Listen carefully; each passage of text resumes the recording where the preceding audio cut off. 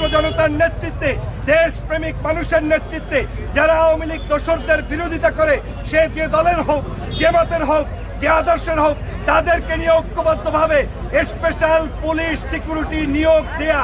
কিন্তু এখন পর্যন্ত আমরা সেই রকম বড় কোনো পরিবর্তন দেখি নাই। বাংলাদেশ সহ বিভিন্ন জায়গায় প্রশাসনের মধ্যে ঘাপটি মেরে আছে আওয়ামী লীগের লোকেরা। তারা যে কোনো মূল্যে ষড়যন্ত্র বাস্তবায়ন করতে চায়। তার অংশ হিসাবে শেখ হাসিনা কিন্তু বারবার বাংলাদেশে প্রবেশ করার চেষ্টা করেছে। তিনি কিন্তু বলছে চট করে ঢুকবে, 0 পয়েন্টে ষড়যন্ত্র করেছে। গতকালকে দেখেছেন আরেকজন মুক্তিযোদ্ধার ইতিহাস তৈরি করে তারপরে নতুন করে বাংলাদেশে আবার বিতর্ক সৃষ্টি করার পায়তারা শুরু করেছে।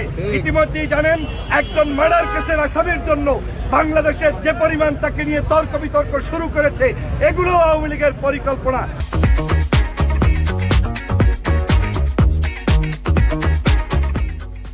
এক বাক্যে বলতে গেলে বাংলাদেশে এখন যা হচ্ছে সবকিছুতে শেখ হাসিনা, আওয়ামী লীগের দোসররা জড়িত। দৃষ্টান্তমূলক শাস্তি দাবি করছি, গ্রেপ্তার দাবি করছি। বাংলাদেশের সবাইকে জাতীয় ঐক্যমত গঠনের আহ্বান জানাচ্ছি। আর আমি এই সরকারকে আহ্বান করব, যদি আজকের এই ফ্যাসিবাদের কবল থেকে রক্ষা পেতে হয়, তাহলে আপনাদের সবাইকে মিলে শক্তিশালী একটি গভর্নমেন্ট প্রতিষ্ঠা করতে হবে। যেই গভর্নমেন্টের মধ্যে আওয়ামী বিরোধী শক্তিশালী ইমেজ যাদের আছে, যারা কোনো অবস্থায় আওয়ামী লীগের সাথে কম্প্রোমাইজ করবে না, তাদেরকে আপনার নিয়োগ দিয়ে প্রত্যেকটি পদে পদে দেশপ্রেমিক নাগরিকদেরকে নিয়োগ দিতে হবে। তারপরেই আপনি সুরক্ষিত থাকবেন। না হয় সচিবালয়ের মতো একটি জায়গা আপনি দেখেন পুরে ছাই করে ফেলেছে। আজকের এই বাংলাদেশে এটা কখনোই কল্পনা করা যায় না। আমাদেরকে মনে রাখতে হবে, বর্তমানের এই ফ্যাসিবাদের দোসররা যে কোনো মূল্যে ডক্টর মোহাম্মদ ইউনূস তাকে যদি অপমান করতে পারে, এই সরকারকে অপমান করতে পারে, তাহলেই কিন্তু বাংলাদেশকে আবার তারা আরেকটি খাদের ভিতরে নিমজ্জিত করতে পারে। সেই ষড়যন্ত্র তারা অব্যাহত রাখছে। আমি বিশ্বাস করি বাংলার জনগণ তাদেরকে পরাস্ত করবে। আমি স্বরাষ্ট্র উপদেষ্টাকে আমি অনুরোধ করব, যে কোনো মূল্যে বাংলাদেশের এই ধরনের তালবাহনা বন্ধ করুন, পীড়িত করা বন্ধ করুন। আওয়ামী লীগের কোন ব্যক্তিকে যেখানে পাবেন যারা দেশ বিরোধী ষড়যন্ত্রকারী, তাদেরকে অতি সত্বর গ্রেপ্তার করুন। আদর যত্ন করলে তাদের দ্বারা বাংলাদেশ সুরক্ষিত থাকবে না, থাকবে না, থাকবে। ভারতের আমি ডক্টর ফয়জুল হক, ফ্যাসিবাদ বিরোধী আন্দোলনে বিদেশ থেকে দীর্ঘ 6 বছর পর্যন্ত লড়াই করেছি। 7 বছরে দেশে আসতে পারিনি। 16 বছর পর্যন্ত জুলুম অত্যাচারের শিকার ছিলাম। আমি অনলাইনে আপনারা বিভিন্ন সময় দেখেছেন, আমার বক্তব্য শুনেছেন। স্বাধীনতার পরে মানে দ্বিতীয় যে বিজয় হয়েছে 5ই আগস্টের পরে বাংলাদেশে আসতে পেরেছি এবং আপনাদের সামনে। ভারতে বসে কেউ ষড়যন্ত্র করছে কিনা ভাই? তদন্ত কমিটির ব্যাপারটা ইতিমধ্যে স্বরাষ্ট্র উপদেষ্টা বললেন তদন্ত কমিটির ব্যাপারে। আপনি কি সেখানে কতটুকু প্রত্যাশা করেন বা দেশবাসীকে আসলে সঠিক পাবে কিনা? বাংলাদেশে যে কোনো ঘটনা ঘটলে সেটা আওয়ামী লীগের আমল হোক, বিএনপির আমল হোক, জামাতের আমল হোক, আর এই তত্ত্বাবধায়কের আমল হোক, সবাই একটা জিনিস বলে তদন্ত হবে। এই তদন্ত দিয়ে কোনো কিছু কাজ হবে না। সবার আগে যে কাজটা করতে হবে, আওয়ামী লীগের দোসরদেরকে নির্মূল করতে হবে। আপনি পাশে বসিয়ে রাখছেন আপনার বিছানার মধ্যে সাপ, আর আপনি বলছেন যে আপনাকে আঘাত করবে না, সাপ আপনাকে আদর করবে। এই চিন্তা করা মোটেও সম্ভব নয়। বর্তমানে শেখ হাসিনা পালিয়েছে, কিন্তু শেখ হাসিনার পরিকল্পিত উপায়ে সাপগুলো প্রত্যেকটি জায়গায় সবল মারছে। অতএব দেশপ্রেমিক যারা, ওই লোকটা বিএনপি করে না, জামাত করে না, হেফাজত করে না, চরমনাই করে না, গণ অধিকার করে না, এই যে ছাত্র আন্দোলন করে, ওইটা দেখার বিষয় নয়। আওয়ামী বিরোধী যারাই থাকবে তাদেরকে নিয়ে জাতীয় ঐক্যমতের ভিত্তিতে দেশপ্রেমিক মানুষদেরকে দেশের বিভিন্ন জায়গায় অ্যাপয়েন্টমেন্ট দিতে হবে, চাকরি দিতে হবে। তারপরে আপনি নিরাপদ একটি আবাসস্থল পাবেন, দেশ পাবেন, না হয় পাবেন না। আচ্ছা, আপনি কি মনে করেন যে সচিবালয়ে আগুনের পেছনে সচিবালয়ের লোক আছে সাথে জড়িত? আমি মনে করি আওয়ামী লীগের দোসররা জড়িত আছে। সেটা শুধু সচিবালয়ই নয়, সচিবালয়ের সামনে, সচিবালয়ের পিছনে, এমনকি আমি যে কথা বলছি আপনার এর মধ্যেও 1-2 জন আওয়ামী লীগের দোসর থাকতেই পারে। অতএব এই আওয়ামী লীগের দোসরদেরকে সবার আগে চিহ্নিত করে তাদেরকে বিচারের কাঠগড়ায় আনতে হবে। আর তার মূল কারণ হচ্ছে আমরা তাদেরকে ছাড় দিচ্ছি, সে কারণে তারা আমাদের মাঝে বিভিন্ন ধরনের ষড়যন্ত্র করছে। সেটা করতে দেওয়া উচিত নয়। আপনি যেটা বললেন যে আওয়ামী লীগের দোষর কিংবা কর্মকর্তারা আছে, তাদের মধ্যে কেউ থাকতে পারে, কেউ আপনি কেন বলছেন? তাহলে বাংলাদেশের যে ইন্টেলিজেন্স আছে, সচিবালয়ের মধ্যে গুরুত্বপূর্ণ একটা জায়গায় তারা যে অগ্নিকাণ্ডের ঘটনা ঘটিয়েছে আপনার মধ্যে, সেক্ষেত্রে তারা কি ব্যর্থ?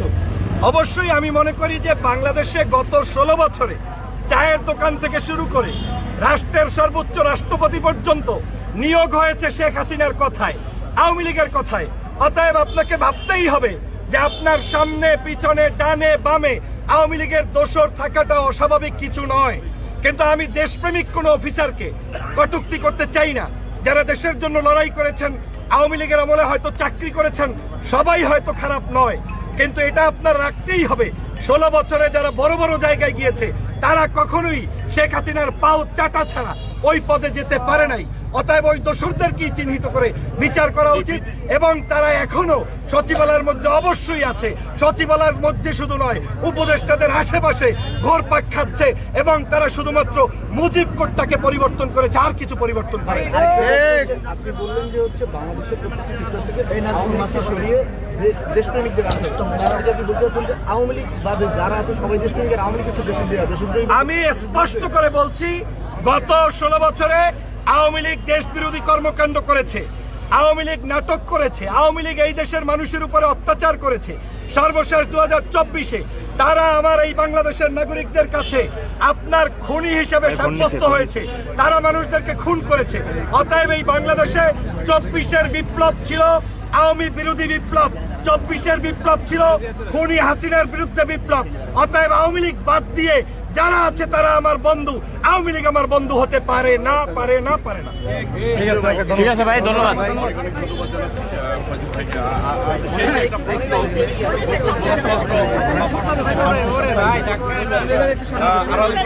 এই ধরনের সচিবালয়ে অগ্নিকাণ্ড ঘটতে পারে কিনা? আমি তো স্পষ্ট করে বলছি যে এই মোদি হচ্ছে একজন খুনি।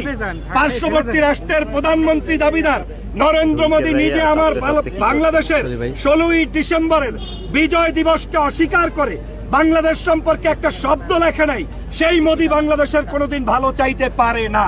অতএব আমি স্পষ্ট করে মনে করি বাংলাদেশের এখনো যে ষড়যন্ত্র চলছে সেটার ভিতরে ভারতীয় আধিপত্যবাদ বিস্তার করার উদ্দেশ্যেই এই ষড়যন্ত্র চলতে পারে এবং ভারতের গালে চট্টপাঘাত করেছে 5ই আগস্টের জুলাই বিপ্লবের আমার সৈনিকেরা। সে কারণে তারা এখন হতভম্ব হয়ে এই ষড়যন্ত্র চলমান রেখেছে এবং তারা এই ষড়যন্ত্রের মধ্য দিয়ে আমার দেশকে আবার খারাপ পরিস্থিতি নিতে চায়। আপনারা জানেন গতকালকেও বাংলাদেশের যে একজন কি বলে ওই মানে মুক্তিযোদ্ধা ইস্যু এসেছে, সেটা নিয়েও ভারতের ভিতরে তোলগাল পাকানো শুরু হয়েছে। অথচ ওই ব্যক্তি বাংলাদেশের মধ্যে একজন খুনের আসামি, তাকে নিয়ে পর্যন্ত ভারতের মিডিয়ায় কথা হচ্ছে। অর্থই হচ্ছে বাংলাদেশের সমগ্র ইস্যুতে ভারত নাক গলাতে চায়। শেখ হাসিনাকে আশ্রয় দিয়ে ভারত আমার দেশের বিরুদ্ধে পদক্ষেপ নিয়েছে। একজন খুনিকে আমার পার্শ্ববর্তী কোনো দেশ আশ্রয় দিতে পারে না। আমরা মনে করি এটার মধ্য দিয়েই ভারত আমাদের দেশের বিরুদ্ধে, স্বাধীনতার বিরুদ্ধে স্পষ্ট পদক্ষেপ নিয়েছে। শুধু তাই নয়, গত 16 বছর পর্যন্ত বাংলাদেশে যে শেখ হাসিনা টিকে ছিল, এটাও ছিল ভারতের আধিপত্যবাদ বিস্তারের জন্য। শুধুমাত্র বাংলাদেশের একজন ওই কর্মচারী হিসাবে শেখ হাসিনাকে রেখেছে এবং ভারত এখনো বাংলাদেশকে মনে করে তাদের একটা রাজ্য, স্বাধীন রাষ্ট্র মনে করে না। আর সে কারণেই আমরা বলছি ভারতীয় আধিপত্যবাদের বিরুদ্ধেই জুলাই বিপ্লব হয়েছে, শেখ হাসিনা এবং আওয়ামী লীগের বিরুদ্ধেই জুলাই বিপ্লব হয়েছে। আর এই জুলাই বিপ্লবকে ধরে রাখতে হলে দোষরদেরকে শাস্তির আওতায় আনতে হবে। যতক্ষণ পর্যন্ত দোষরদেরকে শাস্তির আওতায় আনবেন না, ততক্ষণ পর্যন্ত বাংলাদেশের স্বাধীনতা নিয়ে প্রতিটা দিন, প্রতিটা রাত্র আপনাদেরকে এইরকম সজাগ থাকতে হবে। আমরা একটু পরে আসছি তো একটু প্রশ্নটা আবার করে যে একটু সন্দেহ করছেন এই অগ্নিকাণ্ড সম্পর্কে। আমি স্পষ্ট করে বলেছি যে এই বাংলাদেশে আজকের যে সচিবালয়ের ঘটনাটা ঘটেছে, এই ঘটনাটা কোনো অবস্থায় আমাদের এই বাংলাদেশের স্বাভাবিক কোনো ঘটনা নয়।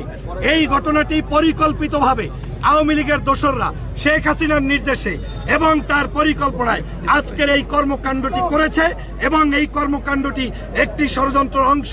তারা চায় বাংলাদেশে অশান্তি তৈরি করতে, তারা চায় ডক্টর মোহাম্মদ ইউনূসের গভর্নমেন্টকে বিতর্কিত করতে, তারা চায় আগামী দিনের গণতন্ত্রকে ব্যাহত করতে। সে কারণে আওয়ামী লীগের দোসররা এই অপকর্ম করেছে।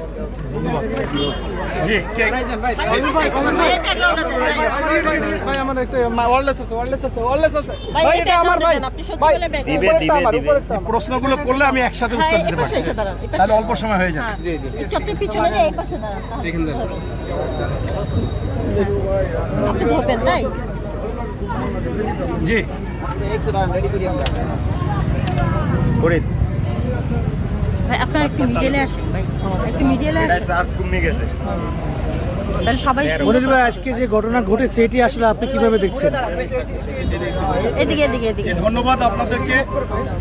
আমি 5ই আগস্টের পরে শুরু থেকেই এই অন্তর্বর্তীকালীন সরকারকে বারবার বলে এসেছি যে যদি বাসর ঘরে বিড়াল না মারা যায় তাহলে আপনারা সফল হবেন না। সেইটা কি? সেইটা হচ্ছে যে বাংলাদেশে এই 16 বছর গণহত্যাকারী, গণতন্ত্র হরণকারী, দুর্নীতিবাজ, লুটেরা সকল বিচার বিভাগকে এই কোর্ট সেই কোর্ট সব কোর্টকে যিনি পেডিকোট বানিয়েছিলেন, এরও একটা কারণ ছিল যে বাংলাদেশে এই শেখ হাসিনাকে সর্বোচ্চ আদালত রং হেডেড বলেছিল। তাই ওনার প্রতিহিংসা ছিল যে আমি ক্ষমতায় গেলে কোর্টের কোনো দাম থাকবে না। আপনারা দেখেছেন যে উনি স্পষ্টভাবে সকল টিভি চ্যানেলে বলেছে যে আমি যখনই ক্ষমতায় আসবো চিন্তা করে রেখেছিলাম খালেদা জিয়ারে ওই সেনা নিবাস থেকে এক কাপড়ে বের করে দেবো, এটা বলেছে। আপনাদেরকে বলেছে যে এই মিডিয়া টিডিয়া সবগুলো কিন্তু আমি দিয়েছি, আমার ছাড়া কাউকে প্রচার করলে বন্ধ করে দেব।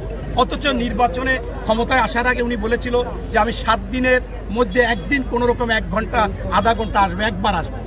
অথচ এই বিশ্ব বেহায়া, মিথ্যুক, নির্লজ্জ, লুটেরা, দুর্নীতিবাজ, ভোট হরণকারী, গণতন্ত্র হরণকারী, মামলাবাজ এবং সবচেয়ে 3টি গণহত্যা করেছে, একটি বিডিআর গণহত্যা এবং একটি হচ্ছে মুসলমান মানে হেফাজত গণহত্যা, আর একটা সর্বশেষ ছাত্র জনতা গণহত্যা। এই গণহত্যাকারী আপনি কি মনে করেন যে কোথাও গিয়ে নিস্তার থাকবে? যারা আপনাদের সাংবাদিকদের কথায় 20 লক্ষ কোটি টাকা পাচার করেছে, এটা যদি আপনাদের হিসাবে হয় তা অলিখিতভাবে আরও অনেক অনেক টাকা পাচার করেছে, সেই তাদের অবৈধ টাকা আছে। যতক্ষণ পর্যন্ত তাদের আইনের আওতায় না আনা যাবে ততক্ষণ পর্যন্ত তারা এরকম কাজ করেই থাকবে। আমি মনে করি আজকে এই সচিবালয়ের যে আগুন লেগেছে আপনারা স্পষ্ট দেখেছেন যে 2টা জায়গায় লাগে। 2টা জায়গায় কখন লাগে? পরিকল্পিতভাবেই লাগায়। আরও 2-4টা জায়গায় লাগাইতে পারলে সুবিধা হতো।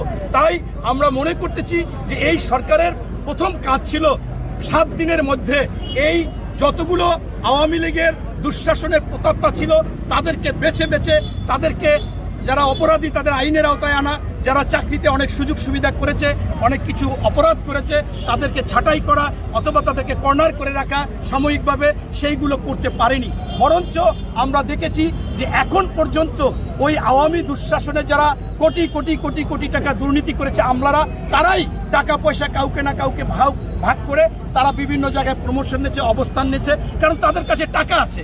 তারা মনে করেন 20 কোটি 30 কোটি টাকা দিয়েও এই ধরনের কর্মকাণ্ড করেছে। কেন করেছে? তারা যদি সাসপেন্ড হয়, তাদের থেকে চাকরি থেকে যদি বাদ দেওয়া হয়, তার পরিবারে হ্যাঁ প্রতিপন্ন হবে। দরকার কি? টাকা যেহেতু আছে, টাকা করবে কি? আপনারা দেখেছিলেন যে একজন অবসরপ্রাপ্ত সচিবের বাসা থেকে কত কোটি টাকা, বস্তা কোটি টাকা পেয়েছে। তাই আজকের এই ষড়যন্ত্র এবং এটা একেবারে খুনি হাসিনা এবং ভারতের পরিকল্পিত ষড়যন্ত্র ইত্যাদি। আপনি ইতিমধ্যে দেখেছেন যে ভারত ছোট ছোট ইস্যুকে কেন্দ্র করে নিয়মিত বাংলাদেশের উপরে কিভাবে খড়গ নামানো যায়, বাংলাদেশে কিভাবে অরাজকতা সৃষ্টি করা যায়, সেই